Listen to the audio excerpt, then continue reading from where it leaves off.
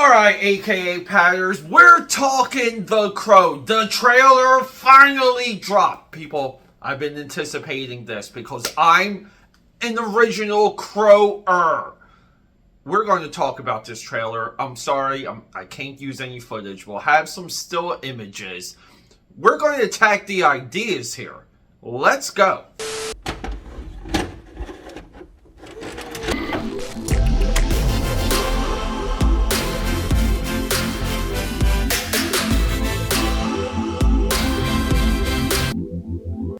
What up, Fatal J? Sorry, guys. Gotta do some shout outs here and there. Peter A. DeLuca, aka Pad69, and known all throughout Philadelphia, Europe, and the vast multiverse as your eclectic one, and in some tight circles, the pop culture pope. People, sorry, Fatal J. I'm only going to say I know you're doing a video on this as well. I had to rush home from the office. Yes, we're still dealing with the IT crisis. Week 2 now of this crisis, but we're making baby steps, 1 step forward, 2 steps back. It literally is just like surgery. So much delicate work and so much research, so much verification. But people, the Crow trailer dropped. I came right home. I just had to tell you guys about it. And just off the tip of the gray matter, the first idea I want to attack is the violence. Why are we seeing a level of violence in the trailer? Is it because it's a prime selling point? Is it because we need to sell the violence over, here we go, the other parts of the Crow, the other parts of the mythology, the other reasons why the Crow works so well? Do we need to put the violence over those failures that we have within the movie? Now, this doesn't mean the movie's now surrounded by absolute professionals. I mean, even just looking at this thing, it looks incredible. I love the makeup. I like Skarsgård. I'm not against the tattoo look. What I'm against is if we're using Eric Draven and moving Eric Draven into this type of direction with very confusing plot points already. So here we go. Idea number 2. We don't have to be told that the two estranged individuals are lovers. They love each other so deeply, and when that love is interrupted, the Crow cannot do its job, and the Crow leaves that soul here on Earth. Now, one goes up to heaven, Shelley. One stays here on Earth for revenge. Makes perfect sense. We already know too much about their love in this trailer alone. I don't like just being told things. If you go back to that original, that 94 one, the Brandon Lee one, you felt their love. That was a point that was never reintroduced in any of the movies. It's almost like you take these two individuals loving each other for granted. All right. Next idea, the bad guys. Yeah, they're too motivated. They're too motivational. They're already too plotty, and I hate using these platitudes, but what I'm trying to say is the Crow has a fantasy element. It's more fantasy than superhero. It's more fantasy than any other genre, and the reason for that, because it has a mystical feel, and the villains need to occupy this. The villains themselves need to be in a mystical realm, a mystical plane. Now, that doesn't mean that they're a wizard or anything. It just means they have to come off that way. And we're getting business guys and ties and this and that. All right, another idea that we do not like about this trailer is, I'm going to go right back to the violence. The Crow is violent. He's more violent than any other superhero or vigilante, or however you want to classify him, that you can name. But the Crow is violent.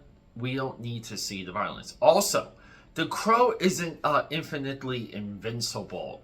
Him being able to walk through a room full of bullets without kind of slowing down or taking damage. He's not that level of invincible. Now, the 94 Crow has that famous nightclub scene where he goes through all the top dollars boys in that VIP boardroom. But at the same time, we don't really see the amount of damage he's taken, even though he's getting blasted at the entire time. That's what she said. Next idea is, who exactly are these two individuals? See, they have to be pure at heart. These two individuals have to be in love. They have to be so deeply pure and in love and innocent to when they die, we believe that one of them needs to stay on Earth for revenge because we're angry as the audience. You felt this in the 94 Crow. You felt this with Eric Draven.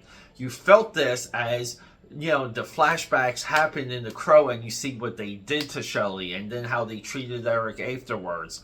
You were with the Crow in that. You wanted that revenge. This movie, these two individuals already seem like that they're bad people. So, you know, like, that's, you know, and that might be like actually just saying it out loud and explaining it the way I just did. That might be the biggest issue with this. And then the other big one. That's what she said. How many times can I use that joke? The other one. The Crow is built on music. The Crow soundtrack, 1994.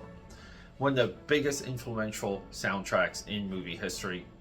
I would compare that to the original American Graffiti soundtrack, to where it introduced a whole new generation of people with attitude through the movie to a new generation of music. The Crow should never back away from this idea, back away from this concept, and we have more music available to us than ever in human history. There's so much of music that these people could mine between SoundCloud and Spotify, artists that are signed or unsigned or need a little bit more exposure. STP, Stone Temple Pilots, they're linked to the Crow movie and that entire soundtrack too. I still to this day rock out and listen to that soundtrack because the variety is there. This movie, the trailer needed a real song, a real beat, a real attitude, a real vocal. It doesn't have that. So again, everything I just explained to you now, the producers and the people behind the movie, they're missing the mark. And a lot of you could say, give it a chance, and this and that. And I'm sure someone's going to post something about a comic book thinking all of these gripes are comic book adaptation related. They're not. A lot of times, what makes something great is you cannot describe it. And during this time, we had Dark City, The Crow, The Matrix, and Blade. It's hard to describe and explain why those movies were so effing cool. You can't do it. The Crow should always be cool. The Crow should always reach for that mountaintop. And there has to be an element of whimsy to it all. Unfortunately, no one sees that in this trailer. I don't see that in this trailer. And it doesn't mean the movie is going to have merit. But if we're going to commentate on the trailer and what we think of the trailer, this is what we have to say. Peter A. DeLuca here, signing out. I love you guys. Subscribe, support, leave a comment, flex all day. Guys, I'm in IT hell. Pray for me.